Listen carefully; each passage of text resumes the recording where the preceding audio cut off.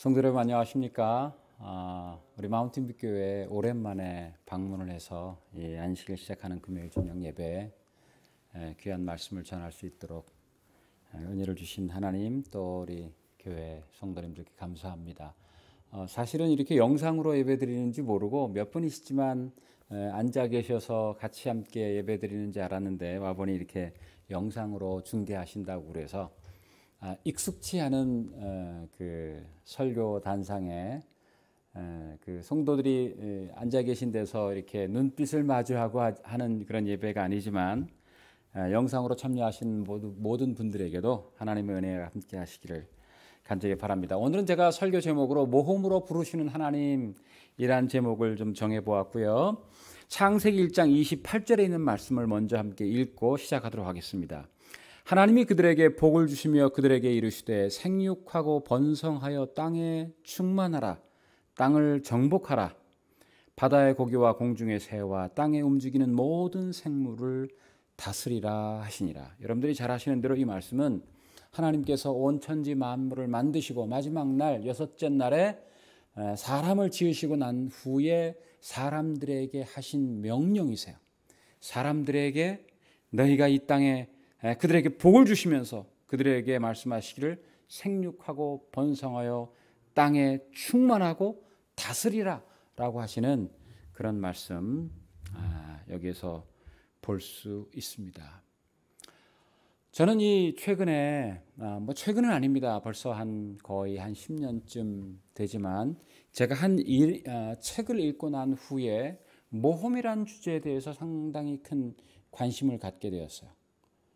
스위스에서 태어나신 스위스인인 내과 의사면서 신경정신과로 굉장히 유명하셨던 의사인 폴 트루니에라고 하는 의사분이 쓰신 모험으로 사는 인생이라는 그런 책을 어떤 계기를 통하여서 소개를 받게 되었고 한국에 나갈 기회가 있었을 때 일부러 서점을 찾아가서 사서 읽어본 후에 굉장히 거기서 많은 인사이트를 얻게 되었고 하나님께서 우리 하나님의 형상을 따라 창조함을 받은 우리 사람들에게 기대하시는 것이 무엇인가에 대한 아주 깊은 통찰력을 얻게 되었습니다.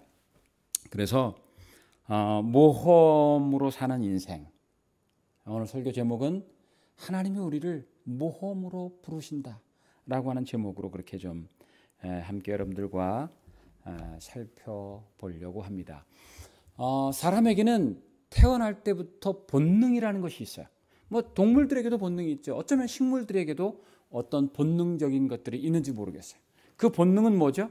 내가 일부러 하려고 노력하지 않아도 자연적으로 배어 있어서 어쩌면 유전적으로 그런 지인들이 우리 몸속에 내재되어 있어서 어떤 상황을 맞이하게 되면 본능적으로 어떻게 행동하게 되는 그런 것들을 이제 본능이라고 이야기할 수 있습니다. 그래서 사람은 배고프면 먹어야 되는 본능이 있죠. 졸리우면 자야 되는 본능도 있고 또 종족 보호 본능 또 번식 본능 그런 많은 그런 본능들이 있어요. 모성 본능 우리 어머니들이 갖고 계시는 자식들을 보호하고자 하는 그런 모성 본능 이것도 누가 교육시키는 거 아니잖아요. 그죠? 엄마가 되고 나면 자동적으로 그 몸속에서 자기 몸에서 낳은 그 자식들을 지키고 보호하는 것. 그건 꼭 사람에게서 배우지 않아도 짐승들에게서도 우리는 얼마든지 볼 수 있어요. 그래서 그런 모든 것들이 타고난 우리가 억지로 하려고 하는 것이 아니라 감춰져 있을진 몰라도 그런 상황이 되면 누구라도 기꺼이 거의 자동적으로 하는 행동들 그런 것들을 본능이라고 이야기할 수 있겠습니다. 그런데 하나님이 인간에게 주신 그런 많은 본능 중에 어쩌면 이 하나님이 지으신 모든 만물 중에 유일하게 사람에게만 주신 본능이 있는데 어쩌면 그것이 모험 본능이라고 하는 거예요.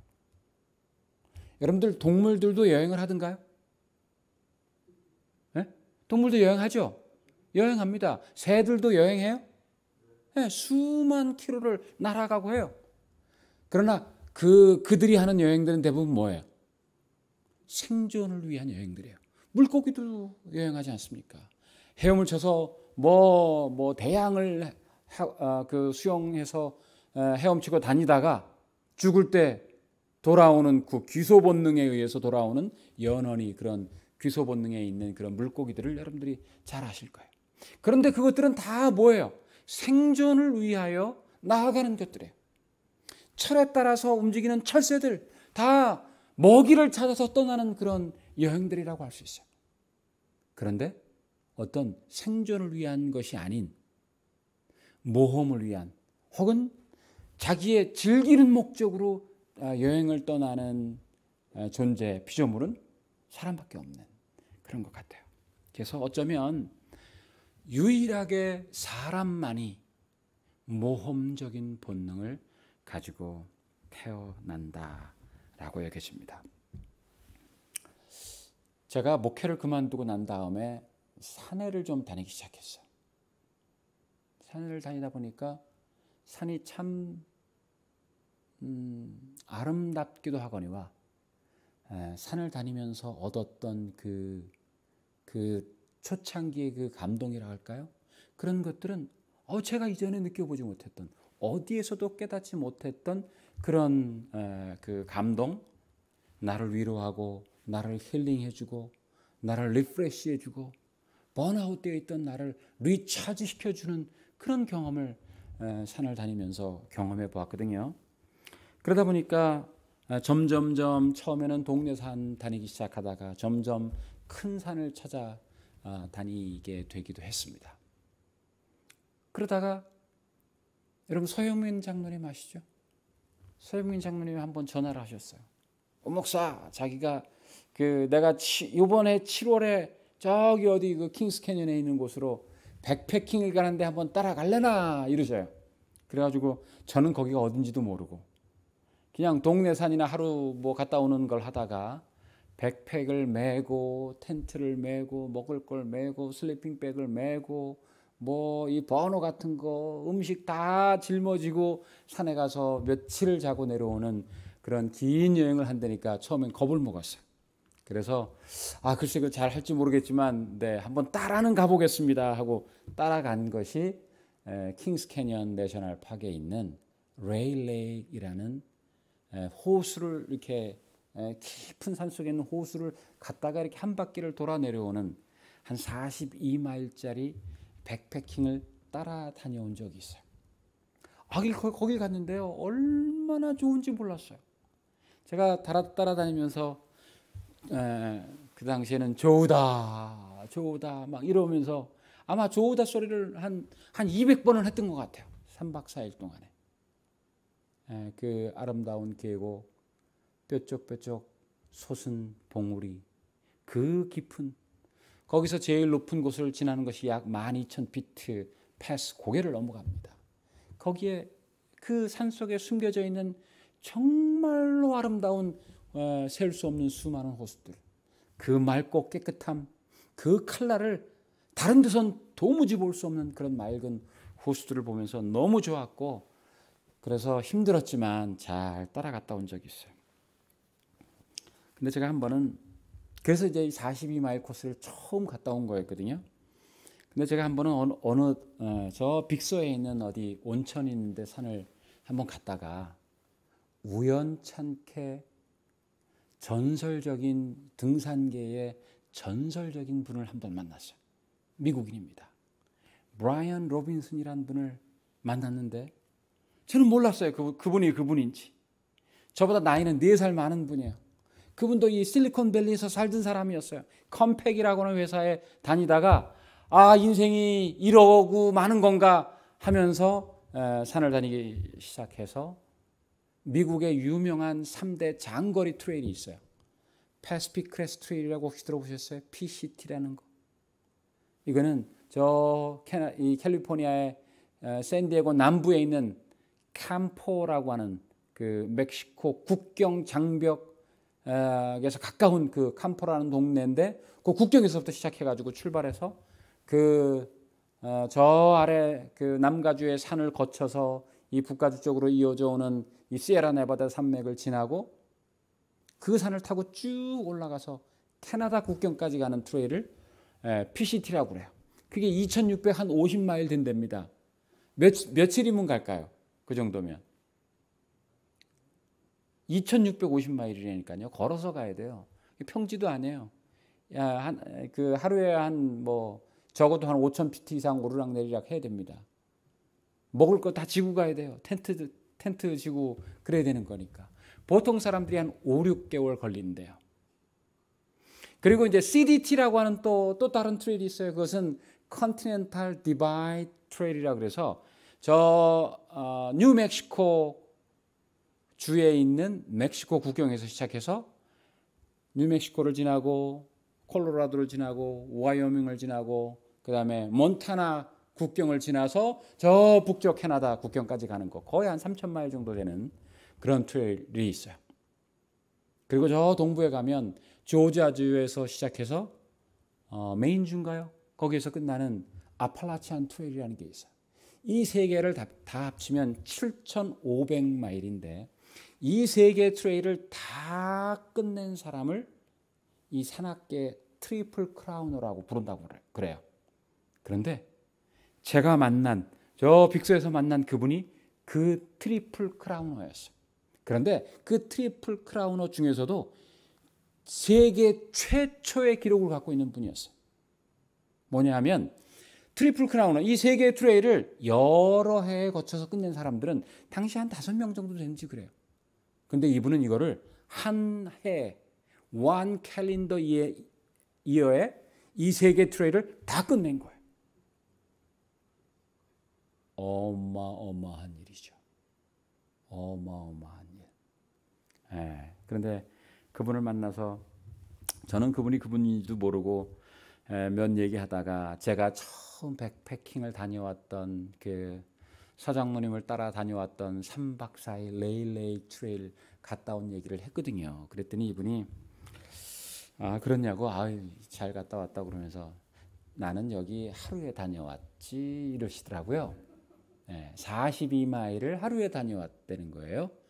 그때만 해도 제가 그래도 초보이긴 했지만 제가 아주 열심히 다녀가지고요. 나름대로는 굉장히 그래도 잘 걷고 그랬어요. 그런데 내가 3박 4일 갔다 온 걸 이분은 하루에 갔다 왔다 그러길래 이야 그거 어떻게 하루에 갔다 오냐고 놀랐었어요. 근데요 그 이후에도 제가 산을 계속 다니다가 자꾸 그분이 거기 하루에 다녀왔다는 말이 제 머릿속에 남는 거예요. 안 지워지는 거예요. 그래? 그래서 저는 이제 JMT라는 거 가서 백패킹으로 최고 많이 걸었던 게 하루에 30마일까지 걸어봤어요. 그래서 30마일도 진짜 죄송합니다. 죽을 힘을 다해서 이렇게 걸어서 30마일을 하루에 걸어보기도 했는데 나중에 이제 집에 들어와서 내가 거기서 30마일 걸었던 기록을 한번 깨봐야지 해가지고 34마일짜리를 해서 그 기록을 깬 적이 있어요. 그리고 또 몇 년 있다가 그게 재작년입니다. 코로나가 있던 시절인데 뭐 일도 못하고 하니까 이때 내가 한번 해보자 해가지고 40마일 기록을 제가 한번 동네에서 세워봤어요. 하루에 40마일 걸었다고요. 40마일이면 키로수로 60km쯤 되나요? 64, 4624 그러네요. 네, 64km. 제법 많이 걸었네요. 그죠? 그러다가 작년에 제가 이제 그 재작년에 세웠던 기록 올해도 한번 깨볼까 하고 맘먹고 생각해 보니까 이 42마일짜리 이게 생각이 난 거예요. 아는 사람들하고 저보다 잘 걷는 사람들 우리 아는 분들하고 거기 한번 가자고 그랬는데 같이 가자 그랬어요. 그런데 그분들이 나중에 이렇게 캔슬하는 바람에 저도 이제 못 가버렸어요. 여기는 우리 동네에 있는 산하고는 다르게 높은 아주 깊은 산이거든요. 그래서 혼자 가는 것이 왠지 좀 걱정스럽고 좀 약간의 두려움 그런 것들이 좀 있어서 혼자 가기에는 좀 걱정스러웠어요. 그래서 혼자 가려고 생각하다 못하고 올해 다른 사람 찾기도 힘들어요. 그 먼 길을 떠나는 거를. 그래서 올해 제가 이 42마일짜리를 한번 도전해서 지난 월요일에 42마일짜리 새벽 4시 한 반쯤 출발해가지고 밤 거의 11시 다 돼서 18시간 반을 걸어서 42마일짜리 그 전설적인 하이커가 하루에 걸었다는 그거를 저도 한번 뒷공문이 쫓아서 한번 다녀왔습니다. 제가 그 갔던 길을 트랙을 하는 그런 어플리케이션이 있더라고요. 그거로 만든 동영상이 있는데 그거 한번 보여주실 수 있겠습니까? 네.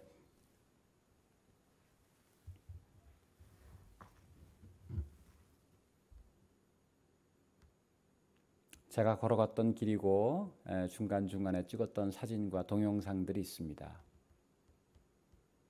이른 아침 동이 터오는 무렵에 보여지는 산의 모습들이죠.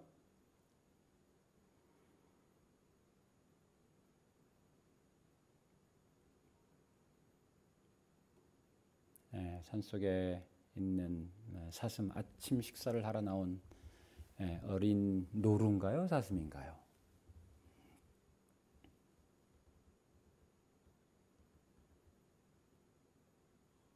아주 맑고 깨끗하게 흐르는 시냇물, 메도우가 있고요. 봉우리와 산들, 또 폭포들, 아름다운 발품을 팔아서 걸어 들어가야만 볼 수 있는 아름다운 경치들입니다.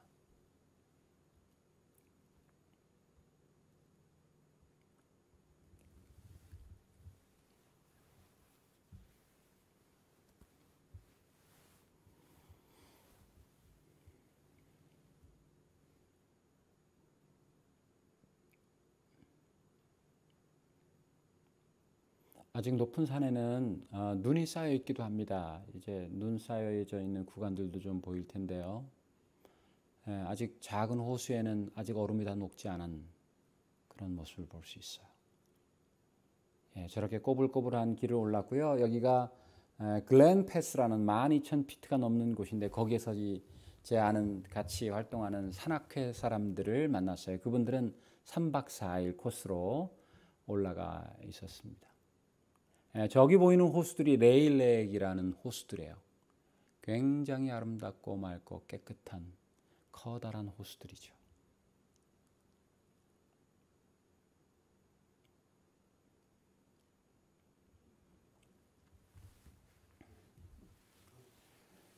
저런 아름다운 모습을 보기 위해서 많은 사람들이 찾아 떠납니다. 제가 만난 많은 사람들이 있었고요. 젊은 사람들도 계셨고 저 코스를 걸어 내려오시는 한 75세쯤 돼 보이는 미국인 부부들을 봤어요. 제가 그 할아버지를 딱 보니까 수염들이 이렇게 허옇게 기르신 분이세요. 그래가지고 그분한테 물었어요. 몇 년 정도 이런 백패킹 경력이 있으시냐 그랬더니 한 40년쯤 되신다 그러시더라고요. 40년쯤 되시는 경력을 갖고 1년에 한 2-3번 정도 이렇게 여행을 다니신다 그러세요.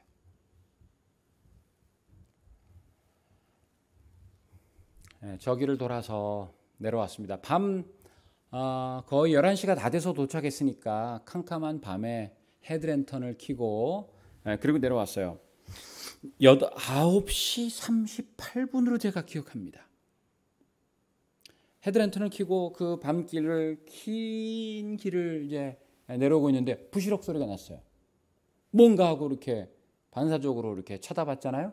불빛 헤드랜턴으로 비춰보니까 나무 뒤에 곰이 한 마리가 저를 쳐다보고 있었어요. 곰이. 블랙베어가 자기도 놀란 듯이 저를 쳐다보고 있었습니다.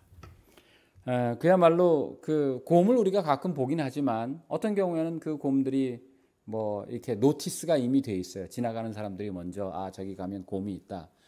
그러기도 하고 차 타고 가다가 뭐 곰이 보이면 서서 뭐 사진도 찍고 가고 이번에도 그런 곰을 2마리나 봤어요.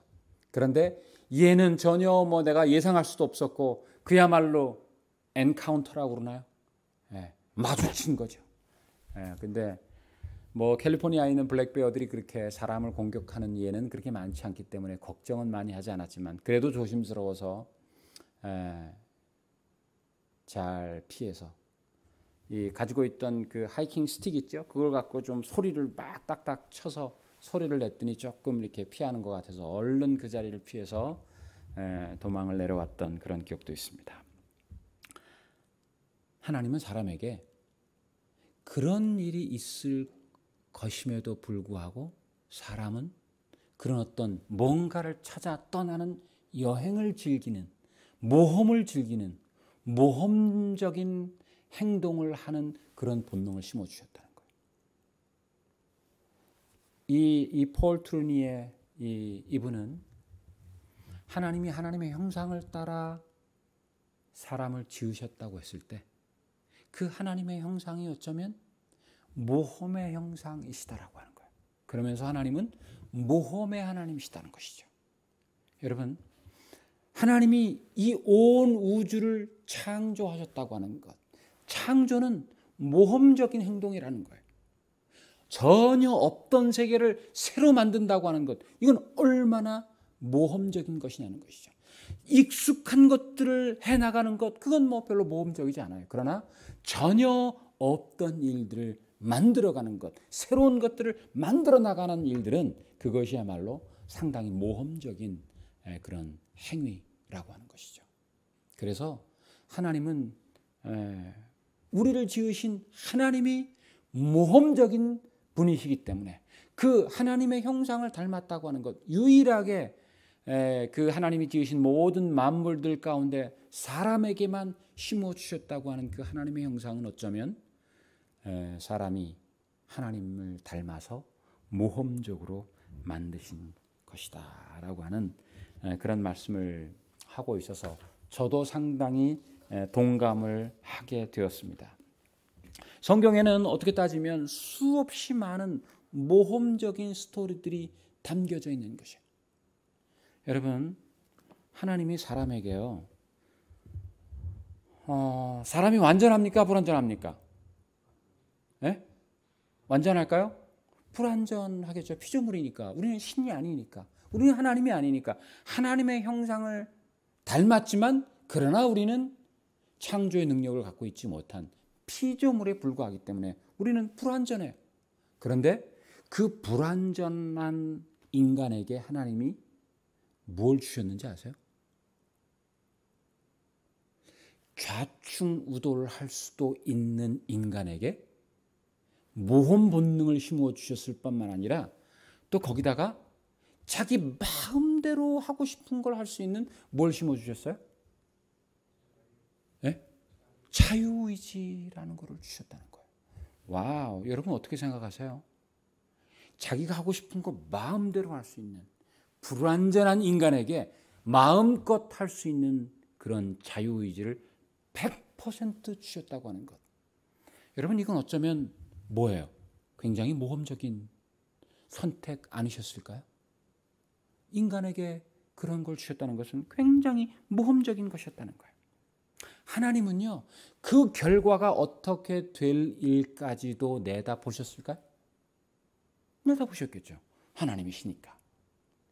여러분, 우리는 이미 벌써 그 결과를 우리 온몸으로 느끼고 체험하며 살아가기 때문에 그 결과가 무엇인지 알고 있어요. 이미. 하나님 편에서의 그 결과에 대한 대책은 무엇이었어요?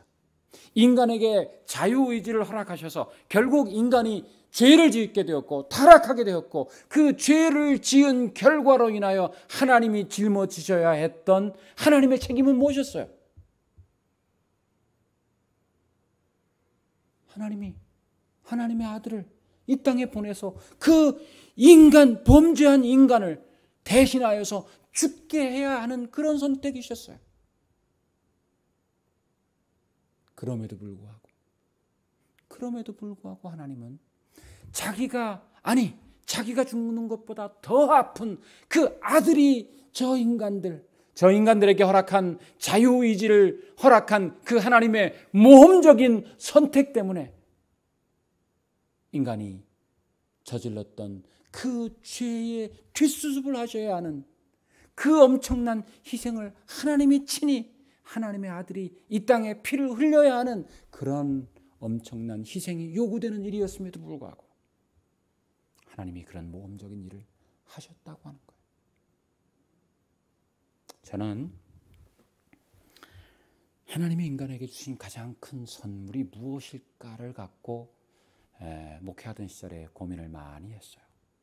그런데 하나님이 인간에게 허락하신 가장 귀한 선물은 우리가 이 땅에서 잘 먹고 잘 살고 건강하게 사는 그 어떤 것도 아니고 하나님이 우리에게 완전한 자유를 허락하셨다고 하는 것.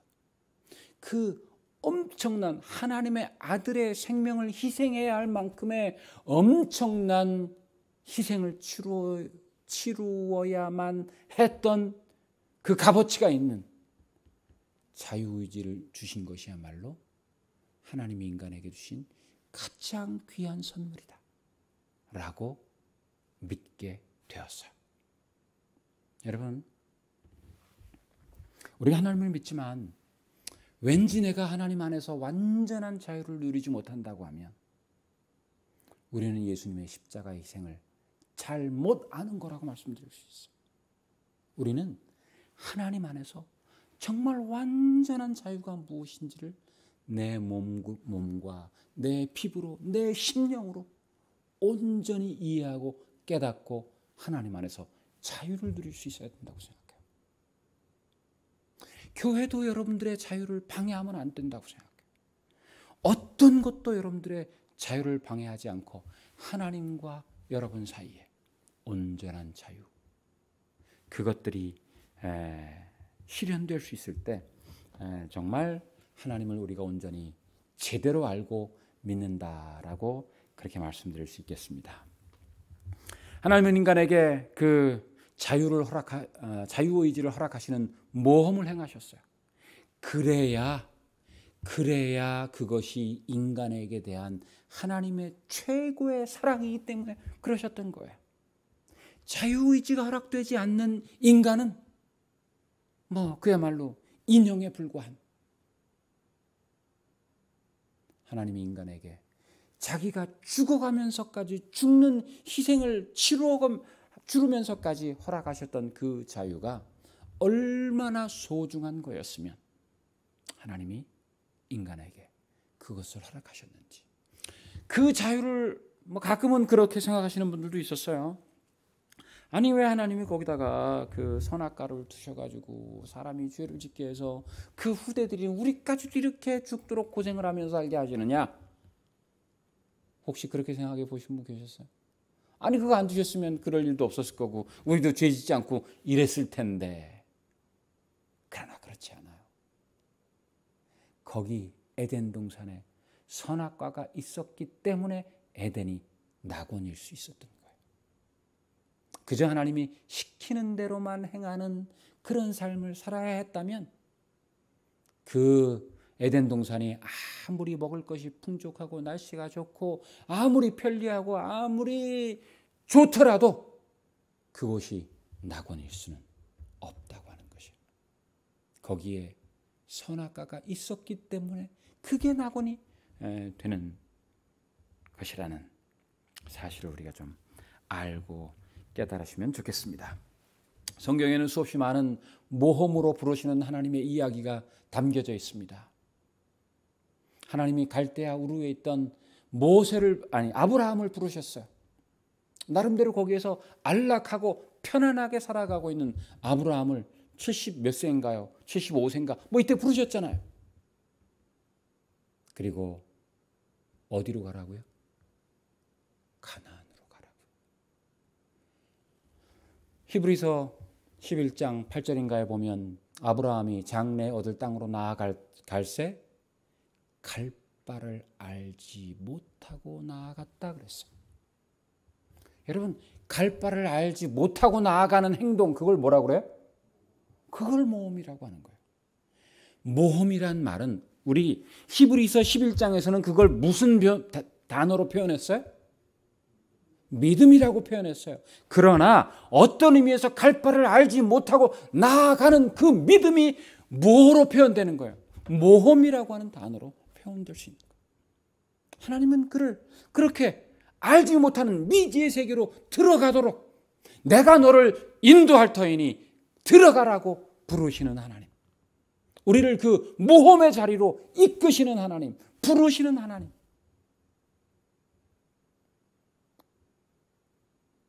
아브라함은 그 자리를 나아갔기 때문에, 갈 바를 알지 못하고도 나아갔기 때문에 그분이 우리의 뭐가 되시는 거예요? 믿음의 조상이 되시는 거고, 어떤 의미에서 모험의 조상이기도 하시다고 할 수 있습니다. 구약 성경에서 아주 중요하게 등장하는 또 다른 인물은 다윗이라고 할 수 있죠. 다윗은 어땠나요? 그저 한 시골 마을에 그냥 목장주의 막내 아들이었던 별 볼 일 없는 소년이었어요. 그러나 하나님을 믿는 믿음이 있는 그에게 장대같이 큰 골리앗이 서 있을지라도 하나님을 믿는 믿음을 의지하여서 그 앞에 나설 수 있는, 오늘날 많은 어떤 힘의 비교를 갖고 이야기한다고 하면, 논리적인 비교를 갖고 그 두 사람의 전력을 평가한다고 하면 이건 무모해도 보통 무모한 싸움이 아닌, 그야말로 하룻강아지 범 무서운 줄 모르는 그런 싸움이지 않았어요? 이거야말로, 아니 이거는 모험도 아니고 그냥 무모한 그런 것처럼 보이는 그런 전쟁터에 자기 발로 찾아 나서는 다윗을 보면서 여러분들은 무엇을 느끼시나요? 하나님이 그의 심령 속에 심어주신 믿음이 그런 모험적인 행동으로 표현되어서 결국 하나님을 믿는 백성들을 승리로 이끄는 그런 모습을 우리가 다윗에게서도 볼 수 있지 않습니까? 성경에는 그 이외에도 다니엘, 야곱, 요셉, 셀 수 없는 예수님의 삶 자체도 모험으로 가득 차 있었던 그런 삶의 모습들을 우리가 볼 수 있게 되는 것이죠. 그런데요, 사람은요, 이 모험적인 행동을 추진해야 행복감을 느낀다는 거예요. 이 모험에는요, 상승기가 있고 아주 가파른 상승기가 있고요, 긴 하강기가 있답니다. 그래서 여러분들 어디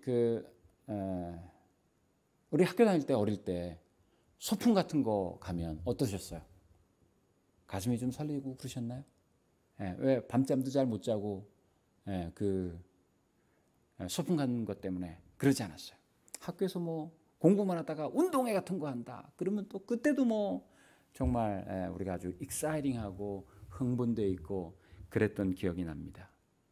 사람은 일상적인 삶과 다른 어떤 특별한 플랜이나 특별한 어떤 이벤트, 특별한 어떤 자기 앞에 닥쳐져 있는 그런 모험적인 사건들을 앞에 두고 사람들은 행복감을 느낀다는 거예요. 거기에서 본성적으로. 왜? 하나님이 우리를 그런 모험 본능을 갖고 태어나게 하셨기 때문에 뭔가 챌린지하고 그럴 때 사람들은 행복감을 느낀다는 거예요. 그래서 그때 막 행복감이 최고조로 올라갔다가 그것을 완성하고 나면 그 완성한 것으로 인하여 그 다음부터는 이 모험이 끝났으니까 긴 하강기로 내려간다는 거예요. 그러면 이 긴 하강기에서 다시 어떻게 돼요? 사람은 좀 디프레스 되기도 하고요. 행복감이 좀 떨어지기도 하고 삶의 만족감이 떨어지기도 한다는 거예요. 그럼 어떻게 해야 될까요? 그렇죠. 그 뒤를 이어서 또 다른 모험들이 차고 올라와야 한다는 거예요.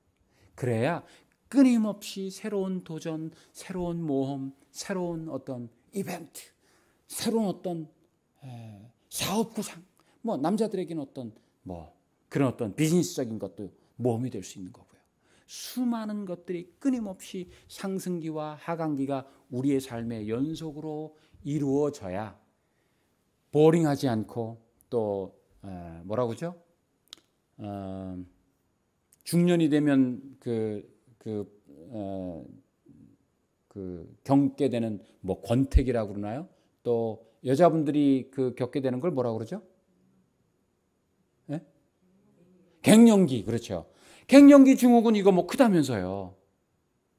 그런 것들을 오버컴하여서 우리의 행복이 지속적으로 끊임없이 이어질 수 있다고 하는 거예요. 여러분, 세상의 모든 것들에는 그런 모험적인 상승기가 있고 하강기가 있어요. 비즈니스도 그렇습니까? 여러분, 교회도 그럴까요? 교회가 꾸준히 부흥하고 꾸준히 성장하기를 모두가 바라지만 하나님도 바라시고 여러분들도 바라시고 여러분들의 목사님들도 바라시고 다 바라지만 교회들이 그렇게 꾸준한 상승기로만 가는 교회들을 찾아보기 힘들어요. 그런데 우리의 삶도 모험이 있어야, 모험적인 것들이 우리의 삶에 끊임없이 반복되고 이루어져야 우리가 꾸준히 갱년기나 권태기 이런 거에 빠지지 않고 우리가 행복감을 유지할 수 있듯이 저는 교회도 그런 교회 나름대로의 교회가 진행하는 어떤 모험적인 일들이 꾸준히 계속해서 하나가 이루어지고 또 쇠퇴하면 또 다른 것이 만들어지고 또 다른 것이 만들어지고 또 다른 것들이 계속 이어져야 그 교회가 꾸준히 부흥하고 발전하고 성장할 수 있다고 합니다. 그런데 오늘날 대부분의 많은 교회들이 어떻습니까? 우리는 너무 과거에 묻혀 있어요. 그러다 보니까 교회에 활력이 없어요. 그저 옛날부터 해왔던 것 그냥 예배하고 찬송하고 기도하고 그냥 더도 말고 덜도 말고 거기서 거기일 뿐이에요.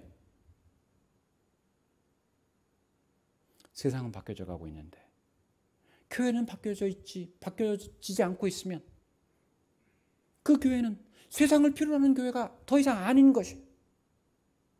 바뀌어져 가는 세상이 이 방향으로 가고 있는데 교회는 이 방향을 우리는 지금까지 10년 전부터 20년 전부터 100년 전부터 이렇게 해왔던 거니까 우리는 이 길로만 가야 된다라고 생각하는 이상 세상하고는 다른 방향으로 가기 때문에 세상이 필요로 하지 않는 교회가 되어버릴 수 있다는 것이죠. 세상이 필요로 하지 않는 교회가 이 땅에 존재해야 할 이유는 무엇입니까? 저는 죄송하지만 그런 교회는 더 이상 필요 없다고 생각해요. 우리들의 지금까지 지켜왔던 그걸 유지하기 위한 친목, 그런 목적으로 교회가 필요해야 한가요? 교회도 필요 없죠. 가정에서 하시면 되는 거니까. 정말 이 시대에 하나님의 교회가 세상의 존재 가치를 지니려면 세상이 필요로 하는 것이 무엇인지, 이 변화된 세상은 오늘날 이 시대에 어떤 교회의 모습, 교회는 그들의 필요를 어떻게 채워질 수 있을지 진지하게 고민하면서 그들을 위한 모험적인 활동들을 준비하고 만들어 나아가야 그 교회가 오늘날 이 시대에 정말 역동성 있게 필요한 하나님의 교회가 되지 않을까, 그런 생각을 하게 됩니다. 하나님이 우리를 모험으로 부르십니다. 중세시대에 매너리즘에 빠져있던 캐톨릭 교회를 향하여 마르틴 루터가 외쳤던 종교개혁의 외침을 한번 생각해 보세요. 그건 정말 대단히 커다란 모험이지 않았습니까? 대쟁투에 보면 보름스라고 하는 그 지방에, 그 성에 지붕의 기왓장보다 더 마귀가 많을지라도 나는 가겠다라고 외치면서 나아가는, 여러분 당시 교황의 권력이 얼마나 컸지요?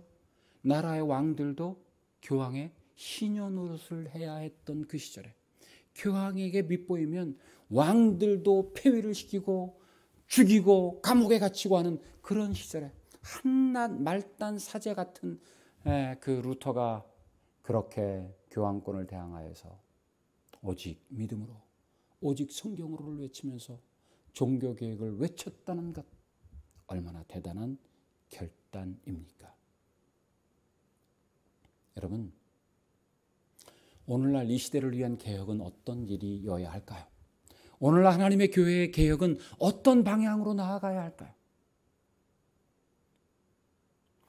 우리는 종종 개혁하면 우리 교회 내에서도 개혁을 부르짖는 분들이 꽤 여럿 있었던 것을 저는 기억합니다. 그런데 대부분의 많은 개혁적인 노선을 외쳤던 분들의 개혁은 과거로의 회귀였어요. 옛날로 돌아가야 한다라고 하는, 과거로 돌아보는, 역사를 거꾸로 돌아가자고 하는 그런 것들이 개혁인 줄 알고 외치셨어요. 저는 어떤 의미에서 진정 그것이 개혁일 수도 있습니다. 오늘 우리가 그런 어떤 정로에서 벗어났다고 하면, 과거가 정로였다고 하면 거기로 돌아가야 하죠. 그러나 저는 어떤 의미에서 이 시대에 새로운 종교개혁이 필요하다고 하면 과거로의 회귀가 아니라 미래의 세상을 위한 준비, 하나님의 교회는 미래의 이 세상 사람들이 맞이할 세상에게 어떤 하나님의 대안을 교회가 갖고 있는지를 갖고 준비하고 외치는, 준비하고 가르치는, 준비하고 그들의 위안이 되어주는, 그들을 위한 도피성이 되어주는 미래지향적인 개혁이 오늘날 이 시대에 필요할 것이라고 저는 생각합니다. 교회가 좀 더 과거도 봐야 하죠. 그러나 노스탈직 향수에 빠지지 말고 이 시대에 하나님의 교회가 새로 맞이하는 세상에서 갈 길을 알지 못해 방황하는 세상 영혼들을 품을 수 있는 그런 안식처 같은, 도피성 같은, 구원의 방주 같은 그런 교회가 되면 좋겠다는 생각을 해봅니다. 저는 우리 마운틴뷰 교회가 정말 실리콘밸리의 센터에 자리 잡고 있지 않나요? 네, 온 세계가 주목하고 있는 실리콘밸리의 센터에 자리 잡고 있는 이 교회가 거꾸로 돌아가는 게 아니라 세상을 앞서갈 수 있는 그런 진취적인 마인드와 그런 생각을 갖고 모험적인 선택과 모험적인 결정을 통하여서 정말 이 실리콘밸리가 필요로 하는 교회, 아니 이 실리콘밸리를 쳐다보고 있는 온 세상이 필요로 하는 그런 메시지와 비전과 열정과 사명을 갖고 나아갈 수 있는, 우리를 모험으로 부르시는 하나님의 뜻에 순종하며 충성하시는 우리 교회 되실 수 있기를 간절히 바라면서 말씀을 마치겠습니다. 기도하겠습니다. 하늘에 계신 자비로우신 저희들의 아버지 하나님, 안식일을 맞이하는 이 고요한 저녁에 우리 마운틴교회 성도들과 함께 말씀을 나눌 수 있도록 복을 주셔서 감사합니다. 오늘 우리가 우리를 지으신 창조주이신 하나님의 모험 본능을 생각하면서 하나님의 형상을 따라 우리 인간에게도 모든 피조물 중에 오직 우리 인간의 심령 속에 심어주셨던 그 모험 본능, 그것을 이루고 그것을 성취해가는 과정 속에서 행복을 느끼도록 디자인해 놓으신 그 하나님의 모험 본능에 대하여 다시 한번 생각해 보았습니다.